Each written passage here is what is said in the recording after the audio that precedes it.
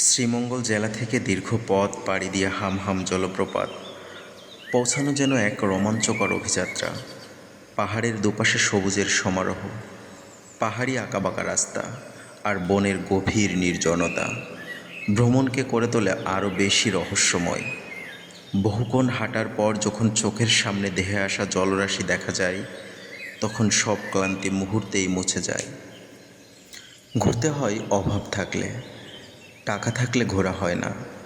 যখন পকেটে টাকা নেই, বাসে করে চলে যেতে পারবেন যে কোনো জায়গায়। যখন পকেটে টাকা, তখন মাথার উপর দায়িত্ব।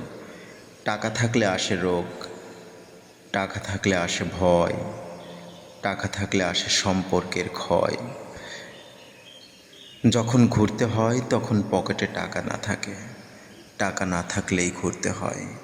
ঘুরতে হয় বন্ধুদের সাথে, ঘুরতে হয় প্রিয় মানুষকে সাথে নিয়ে। মূলত ঘুরতে হয় নিজের জন্য, অজানাকে দেখার জন্য, অজানাকে জানার জন্য।